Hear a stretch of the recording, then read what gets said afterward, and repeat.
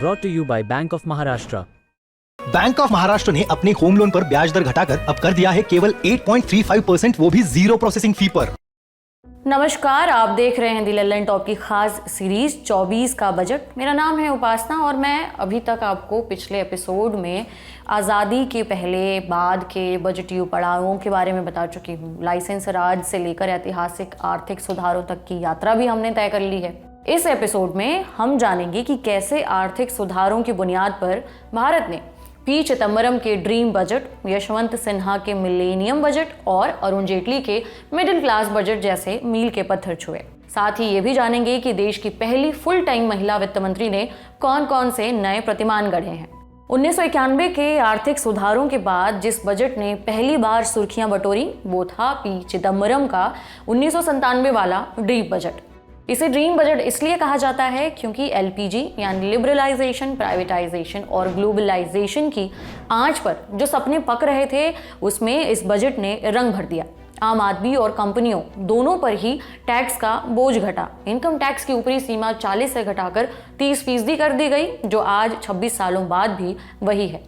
Corporate tax पर surcharge खत्म किया गया। सरचार्ज माने कंपनियों की तरफ से लगाया जाने वाला एक्स्ट्रा चार्ज जो लागत से इतर बनता था। इस वजह से कंपनियों का निजीकरण तेज हुआ। पहली बार काले धन को सामने लाने के लिए voluntary disclosure of income scheme VDIS आई।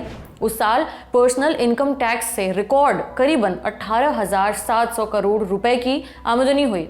ये इस स्कीम का ही फायदा था। ड्रीम बजट के फायदे तो बाद में दिखे, मगर सपना 4 महीने बाद ही दरकने लगा। दरअसल एशियाई आर्थिक संकट मुंह बाए हुए खड़ा था। जीडीपी ग्रोथ जो 7% तक जा पहुंची थी वो एक ही झटके में 4% पर आ गई। लेकिन चिदम्बरम को लकी फाइनेंस मिनिस्टर कहा जाता है। क्यों, बताते हैं। इस संकट से 1 महीना पहले ही कांग्रेस के समर्थन वापस ले लेने से संयुक्त मोर्चा सरकार गिर गई। चिदम्बरम लकी इस मायने में रहे कि 1996 में वित्त मंत्री के रूप में उन्हें जो आर्थिक विरासत मिली थी उसे मनमोहन सिंह ने बीते 5 सालों में सींचा था। जीडीपी ग्रोथ 7% थी। सरकार का घाटा 4.5% तक आ गया था, जो 1991 में 8% हुआ करता था। चिदम्बरम को इस बने बनाए मैदान में सिर्फ चौके और छक्के जड़ने थे, जो उन्होंने बखूबी किया। लेकिन एशियाई संकट का जो बुरा असर हुआ उसे नई सरकार और नए वित्त मंत्री को झेलना था। वो वित्त मंत्री थे यशवंत सिन्हा।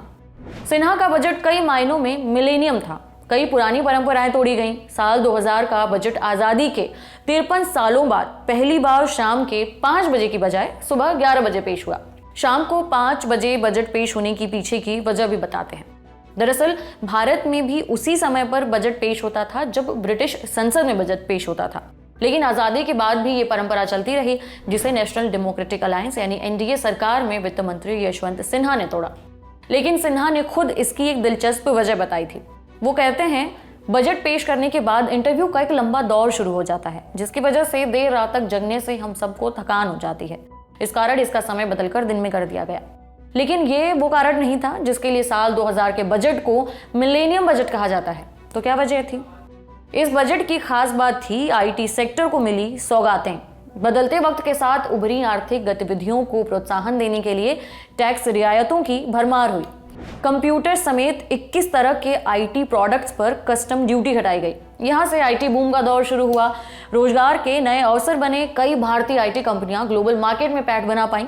लेकिन 2 साल बाद आया सिन्हा का ही बजट 2002। इतिहास में रोल बैक बजट के नाम से जाना जाता है। इसमें सर्विस टैक्स रेट समेत कई चीजों के दामों में खूब बढ़ोतरी की गई थी, मगर जनता और विपक्ष के विरोध के बाद इसे वापस भी लेना पड़ा था। फिर बारी आती है प्रणब मुखर्जी की। इंदिरा गांधी की हत्या के बाद साइडलाइन कर दिए गए मुखर्जी ने साल 1982-83 में अपना पहला बजट पेश किया था, मगर उन्होंने शायद ही सोचा होगा कि 25 सालों बाद वो फिर इसी भूमिका में नजर आएंगे। 2009 में उन्हें मनमोहन सिंह की अगुवाई वाले UPA सरकार में वित्त मंत्री की जिम्मेदारी सौंपी गई। ऐसे में वो देश के इकलौते ऐसे वित्त मंत्री रहे जिन्होंने 1991 के आर्थिक सुधारों से पहले और बाद में भी बजट पेश किया। हालांकि इस फहरिस्त में यशवंत सिन्हा का भी नाम आ सकता है, लेकिन उन्होंने चंद्रशेखर सरकार में अंतरिम बजट पेश किया था, ना कि फुल बजट। प्रणब मुखर्जी ने अपनी ये जिम्मेदारी बखूबी निभाई। 2008 के वैश्विक आर्थिक संकट से देश को उबारने का श्रेय उन्हें ही जाता है। करीब 1.86 लाख करोड़ रुपए का आर्थिक पैकेज, अपने आप में ये एक ऐतिहासिक बजट था। ये रकम उस समय जीडीपी का 3.5% के बराबर थी। लेकिन अगले 2 बजट भी चर्चा और विवादों में रहे। साल 2012 के बजट में उन्होंने रेट्रोस्पेक्टिव टैक्स से कंपनियों की नींद उड़ा दी। पिछले मर्जर और अधिग्रहण पर टैक्स नोटिस थमाए जाने लगे। कुछ मामलों में कंपनियों के 60 साल पुराने इनकम टैक्स के मामले भी खोल के देखे जाने लगे। इस कानून के खिलाफ वोडाफोन और केयर इंडिया की वैधानिक चुनौतियों ने भारत सरकार की काफी किरकिरी कराई। आखिरकार 1 दशक बाद मोदी सरकार ने 2021 में इस कानून को खत्म कर दिया। प्रणब मुखर्जी ने अपनी किताब द कोएलिशन ईयर्स 1996-2015 में लिखा है, रेट्रोस्पेक्टिव टैक्स व्यवस्था न केवल मौजूदा टैक्स चोरी रोकने के लिए बल्कि पुराने मामलों में दबे राजस्व को निकालने के लिए थी। एक वित्त मंत्री के रूप में मैं राजस्व के लिहाज से देश के हितों की रक्षा करने के अपने दायित्व के प्रति आश्वस्त था। प्रणब ने इसी बजट में महिलाओं और वरिष्ठ नागरिकों के लिए इनकम टैक्स में छूट की सीमा बढ़ाकर वाहवाही लूटी थी। रुपए का अपना सिंबल होगा ये प्रस्ताव भी 2012 के बजट से ही निकला था। उसी साल जुलाई में वो देश के राष्ट्रपति चुन लिए गए और एक बार फिर से वित्त मंत्रालय की कमान पी चिदम्बरम के हाथ आ गई। लेकिन इस बार भाग्य चिदम्बरम के सिर ज्यादा देर नहीं टिका। जीडीपी ग्रोथ 8% तक पहुंच तो चुकी थी, लेकिन फिजिकल डेफिसिट भी 6% तक बढ़ गया। बैंकों के एनपीए फैलने लगे, यानी कि बैंकों ने जो कर्ज दिया था वो वापस नहीं आ रहे थे। यही वो दौर था जब जन लोकपाल और काला धन वापस लाओ नारा बुलंद कर अन्ना हजारे और बाबा रामदेव सत्ता बदलने की भूमिका लिख रहे थे। 2014 में आती है मोदी सरकार, जो अपना दूसरा कार्यकाल पूरा कर चुकी है। मोदी सरकार के कार्यकाल में भी ऐतिहासिक आर्थिक सुधार हुए। इस सीरीज के 8वें और आखिरी एपिसोड में इन्हीं सुधारों पर बात करेंगे। आज के लिए इतना ही। कैसी लगी जानकारी जरूर बताएं कमेंट बॉक्स में। बाकी तमाम खबरों के लिए देखते रहिए द लल्लन टॉप। शुक्रिया।